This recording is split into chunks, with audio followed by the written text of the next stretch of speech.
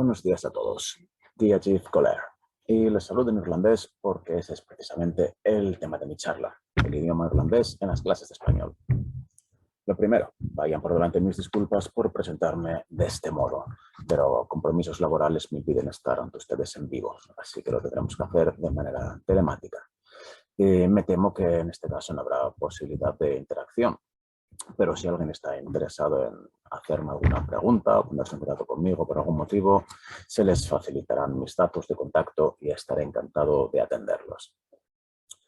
Bueno, aunque veo que tenemos compañeros que llevan a cabo su profesión en diferentes países, creo que la mayoría de los aquí presentes lo hacen en Irlanda, ¿no? Ya que este simposio está organizado por la Asociación de Profesores de Español en Irlanda. Irlanda es un país oficialmente bilingüe. Efectivamente, el irlandés es el idioma o es un idioma oficial en la República, junto con el inglés. Y si bien estamos acostumbrados a convivir con el inglés como un idioma comunicativo y funcional de facto, el irlandés juega un papel muy importante en esta sociedad. Bueno, no solo cumple una función cultural simbólica como elemento de identidad, sino que también es usado como idioma de comunicación por una parte de la población.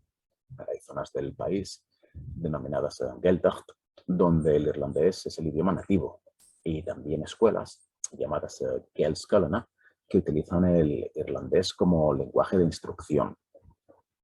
De hecho, se calcula que unas 80.000 personas tienen el irlandés como idioma nativo y unas 50.000 están escolarizadas en esta lengua, las Gaelscoileanna. Y además es asignatura obligatoria durante todo el periodo escolar, incluso en las escuelas de habla inglesa. Así que casi toda la población de Irlanda tiene cuanto menos unas ciertas nociones del idioma. Pues según los datos del censo, por ejemplo, un 40% de la población es capaz de hablarlo. Si bien, para ser honestos, igual este dato lo podemos escribir a un cierto sobreoptimismo a la hora de rellenar el censo. Ya se habrán dado cuenta ustedes cuando rellenan el censo que lo que conocieron el irlandés simplemente, pues bueno, rellenas una casilla y ya está, y nadie te pregunta nada más. Pero de cualquier modo, el irlandés es una lengua presente en esta sociedad, en mayor o menor medida.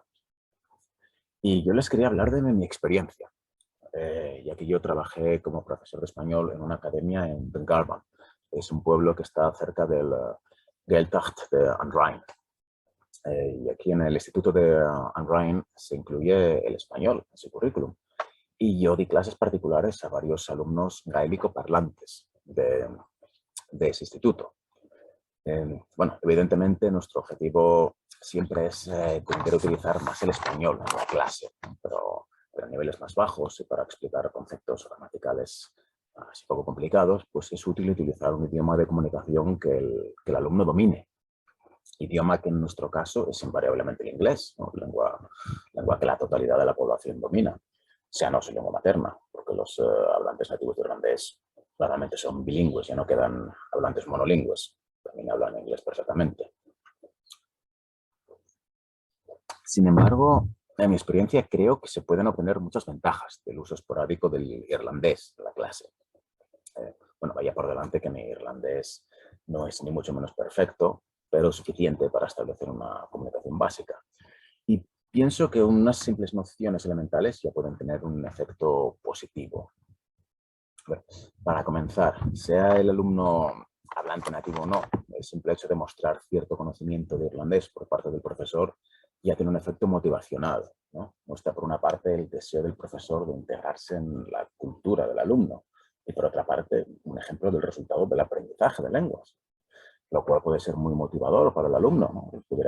Bueno, si este paisano viene aquí a Irlanda y aprendió mi lengua, yo también, ¿por qué no voy a ser yo capaz de hacerlo también, ¿no? Y en el caso de alumnos gaélico-parlantes, sean nativos o aunque sean de habla inglesa escolarizados en irlandés, porque muchos de los alumnos de las Gaelscoileanna realmente son hablantes nativos de inglés, pero tienen que usar usan el irlandés en las clases. En el caso de estos alumnos, el uso del irlandés como idioma de comunicación pues, siempre va a ser bien recibido, particularmente a la hora de explicar conceptos más o menos complicados y técnicos, ya que el alumno estará más acostumbrado a ese tipo de vocabulario en irlandés que en inglés. Tengan en cuenta que estudian historia en irlandés, matemáticas en irlandés, geografía en irlandés, lengua y o sea, conceptos gramaticales, ciencia en irlandés. Y en relación con este último punto, pues les quería hablar de la que a mi juicio es la principal ventaja del irlandés. Es la utilidad de usar el irlandés para explicar conceptos gramaticales del castellano en casos en los que el castellano tiene más vínculo con el irlandés que con el inglés. Y para ilustrarlo, me permito mostrarles ciertos ejemplos de esta comparativa. El primer vínculo, es algo que nos puede parecer muy obvio, pero que puede no serlo para todo el mundo. Aquí tenemos, por ejemplo, los pronombres personales en español, yo, tú, él, nosotros, vosotros, ellos, y aquí los pronombres personales en irlandés, me, tú, she, she, mut, shin, ship, shit. Como pueden ver, ambos usan formas diferentes para la segunda persona en plural y singular, ¿no? Tú, vosotros, tú, she. A ver, para nosotros es muy evidente que en inglés hay un you singular y un you plural, pero bueno, sin ánimo de ofender, todos sabemos el nivel gramatical que hay aquí y realmente en mi experiencia no todos los estudiantes lo tienen claro eso. A ver, no es la primera vez que tengo estudiantes que realmente esto que les costaba es entender cómo es que you, o sea, tú es you, pero vosotros es you también, pero luego cuando se lo explico en irlandés, vale, tú es tú y vosotros es she. Entonces lo pillan a la primera. Así que puede ser muy útil. Y por no mencionar la completa equivalencia gráfica o morfológica entre tu español y el tu irlandés. Obviamente compartiendo la misma raíz protoindoeuropea.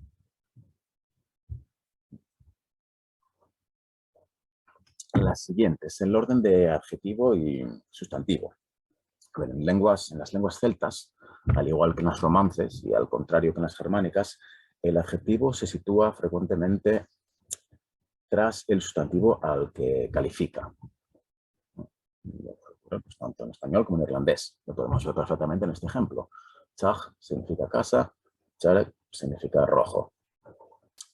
Anchag charek, la casa roja, literalmente, palabra por palabra. Pues un detalle más que puede hacer más fácil para el estudiante recordar este castellano, es igual que en irlandés. Vale, ahora vamos a ver una de las características, a mi juicio, más interesantes desde el punto de vista de la docencia del español. Y es que el irlandés posee dos mecanismos para expresar lo que en inglés se expresa mediante el verbo to be. Por una parte tenemos la llamada cópula, que se usa en oraciones de clasificación e identificación. Y por otra tenemos el verbo be, per se, que se usa en oraciones de descripción y ubicación. Así que, salvando la distancia y grosso modo, podemos establecer una cierta equivalencia entre la cópula irlandesa y el verbo castellano ser, y entre el verbo be irlandés y el verbo castellano estar. Vamos a ver estos ejemplos. Is Muntor Pedro. Pedro es profesor. Una oración de clasificación.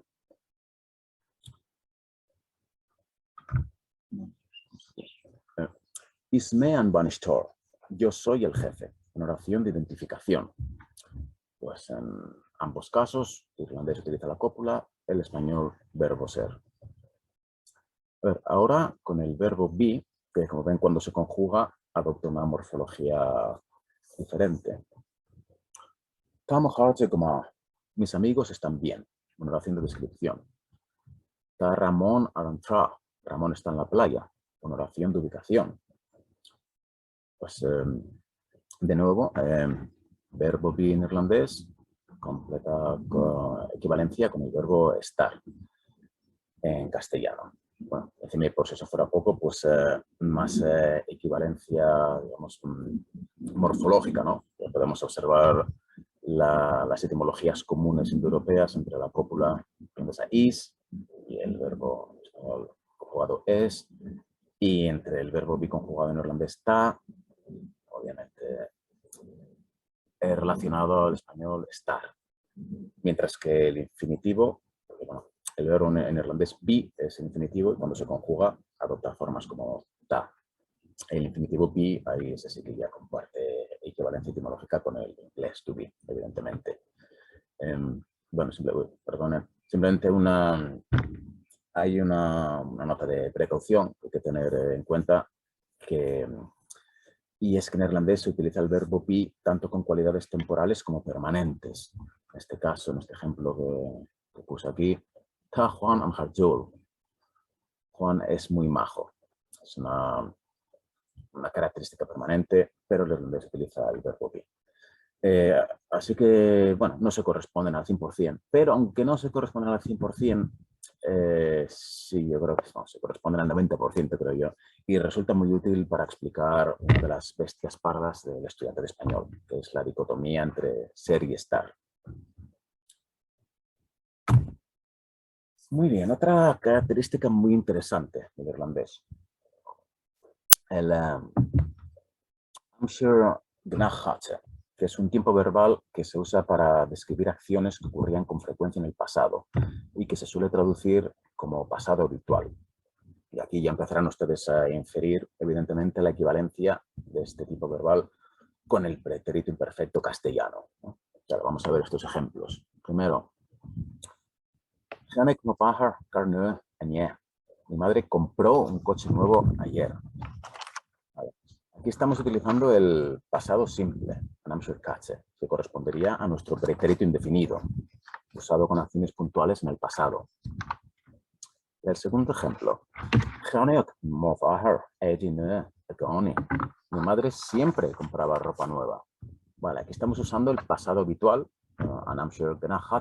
que como vemos corresponde perfectamente con nuestro pretérito imperfecto.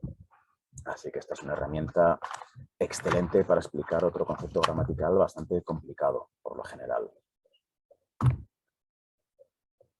Vale, ahora voy a hablar de la morfología del subjuntivo. Vale, primero de mencionar que el subjuntivo en irlandés está pasando por un momento de transición, ¿vale? Lo cual es una perogrullada, porque las lenguas están continuamente evolucionando, como bien sabemos. Pero sí, ahora mismo el subjuntivo se usa muy poco en el lenguaje diario. Está casi exclusivamente reducido a ciertas expresiones idiomáticas y frases hechas.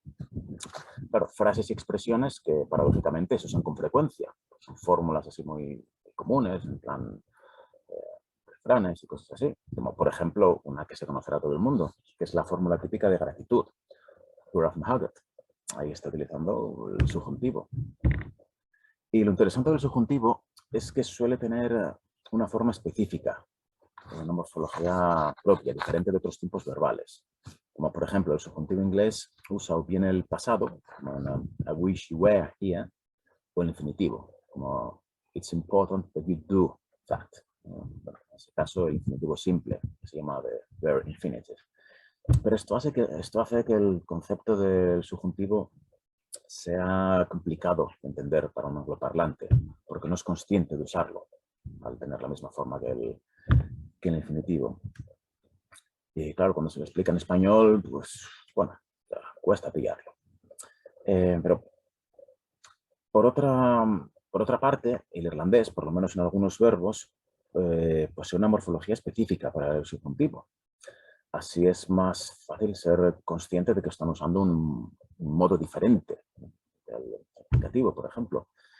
Y eso puede ayudar a entenderlo en español también, que tienen que aprenderse pues, formas específicas para el subjuntivo. Bueno, para ilustrar esto vamos a ver algunos ejemplos de construcciones típicas en irlandés que utilizan el subjuntivo. Vale, hay tres ahí. La primera está sacada, es el comienzo del Padre Nuestro, algo que los irlandeses, pueblo de profunda raigambre católica, utilizan a menudo.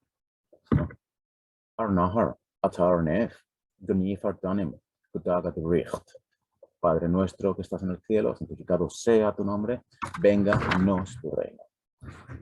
Las formas nifar y daga son específicas del subjuntivo, mientras que vemos cómo el inglés utiliza la misma morfología que el infinitivo. Our Father who art in heaven, blessed be thy name, thy kingdom come. Las dos siguientes son frases hechas que también se usan con frecuencia en irlandés. Que te vaya bien, literalmente que tengas salud. Que Dios te bendiga. Pues de nuevo, son formas específicas, como en español, vaya, tengas, bendiga. Mientras que el inglés, pues sigue utilizando el infinitivo, en este caso con un auxiliar. May you have health, may God bless you. Así que esto puede ser muy útil para ayudar a entender el concepto del subjuntivo. La siguiente es muy similar a la anterior. Es como el imperativo en irlandés tiene una morfología específica, como en castellano, mientras que el inglés pues, utiliza generalmente el infinitivo simple, ¿no? El bare infinitive. Y claro, pues también es un concepto a veces difícil de asimilar para el estudiante anglófono. Pues bien, el irlandés puede ayudar a entender el concepto de usar una forma diferente para dar órdenes. Aquí vamos a ver un ejemplo aquí. Ten al lava, haz la cama. Vale, en irlandés y en español, ten y haz son formas especiales del imperativo, mientras que en inglés utiliza simplemente make the bed. Lo podemos comparar con el presente de indicativo, por ejemplo, tenemos aquí debajo. Ten tu al lava, tú haces la cama. Inglés y español tienen formas diferentes, como vemos, al imperativo, mientras que el inglés sigue usando make. You make the bed.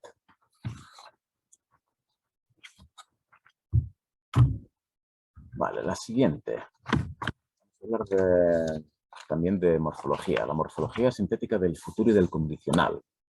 Los tiempos verbales de futuro y de condicional en irlandés poseen formas sintéticas, como el español, mientras que el inglés usa formas analíticas con un verbo auxiliar. Claro, esto puede ayudar a entender mejor la formación de estos tipos verbales. Por ejemplo, aquí tenemos el futuro. Al principio, aquí. And I'm sure Ashtenach, el tiempo futuro. Jenek me anleaba. Yo haré la cama. Jenek y haré son formas sintéticas que ya tienen integrada la partícula de futuro. En el caso de español, el verbo haber. Ya si nos metemos en terrenos filológicos. Mientras que el inglés utiliza una forma analítica. Un verbo auxiliar, will, más el sempiterno infinitivo. I will make the bed. Y lo mismo con el modo condicional. El tan temido Mo Kanielach. Jenin anleaba, yo haría la cama. Jenin y haría son formas sintéticas que ya tienen integrada la partícula condicional, mientras que el inglés sigue usando auxiliar e infinitivo. I would make the bed. Pues esta es una manera de ayudar a entender cómo estos verbos, estos tiempos verbales, poseen morfología específica en español. Y la última que voy a mencionar es sobre fonética. Es que la fonética irlandesa posee lo que llamamos el sonido velar fricativo sordo, que es la J castellana, básicamente, la cual es otra némesis de los estudiantes anglófonos, que más o menos desde el inglés se puede explicar aproximadamente, o podemos llegar aproximadamente a casi todo el repertorio fonético español, pero la J suele ser fuente de aflicción permanente. Así que mediante el irlandés los estudiantes pueden aproximarse a ese sonido. Bueno, vamos a ver algunos ejemplos aquí. Traté de escoger palabras comunes que probablemente les suenan a la mayoría. Bueno, la mayoría que reside en Irlanda. Ya veo que hay aquí gente que no se está conectada desde Alemania, Italia, España, etc. Primero voy a explicarles, por si lo ven escrito por ahí, que este sonido normalmente se representa mediante el dígrafo CH más una vocal velar, ¿no? A, O, U. En español solemos dividir las vocales entre fuertes, A, O, U, y débiles, E, I. Mientras que en irlandés las llamamos vocales anchas y estrechas, yahan y kill. Pero bueno, fonéticamente lo que son vocales velares y palatales, ¿no? Que se producen más en la parte trasera de la boca, más en la parte delantera. Y el sonido J, la J, se produce con las vocales velares. Con I, el sonido en irlandés tiende a palatalizarse y se pronunciaría más como el alemán ich. Bueno, para empezar, aquí tenemos, por ejemplo, la preposición home, que significa hacia. Tenemos ahí CH más vocal velar U. La segunda es una fórmula que se usa al comienzo de cartas y correos electrónicos, así que es posible que ya la hayan visto. Ahara, que significa amigo en el caso vocativo. De nuevo CH más vocal velar A. Y la última la conocerá todo el mundo, es Taoiseach, que significa literalmente jefe, pero es el título oficial del presidente del gobierno de Irlanda. Aquí ven que la vocal velar puede ir delante o detrás del dígrafo CH. En este caso va delante, ACH. Y si alguien está pensando qué pasa cuando hay una vocal velar delante y una palatal detrás, o viceversa, ACHE, ECHA, pues tal caso no puede darse en irlandés. Hay una norma gramatical que dicta que las consonantes siempre tienen que tener el mismo tipo de vocal en ambos lados, velar o palatal. Lo cual es uno de los motivos por los que las palabras irlandesas tienen siempre esa plétora de letras tan extravagante que nos causa tanta admiración cuando los vemos en carteles por ahí, toda esa combinación sin sentido de consonantes y de vocales. En realidad la mitad de ellas ni se pronuncian, simplemente están ahí para cumplir con normas gramaticales de este tipo. Muy bien, pues esto ha sido un simple ejemplo, aunque estoy seguro de que hay más características del irlandés que se asemejarían al español. Bueno, como ven, hay muchas situaciones en las que el irlandés puede resultar una herramienta gramatical muy útil. Obviamente el profesor ha de ser capaz de evaluar cuándo se puede usar, cuando el alumno tiene suficiente nivel de irlandés para entender estos conceptos, sea hablante nativo o no. Pero personalmente, en mi experiencia, tuve buenos resultados utilizando el irlandés con ciertos alumnos. De todos modos, espero poder haberles ofrecido una idea interesante para añadir a su actividad docente. Muchas gracias por su atención y que Dios los bendiga. Slán.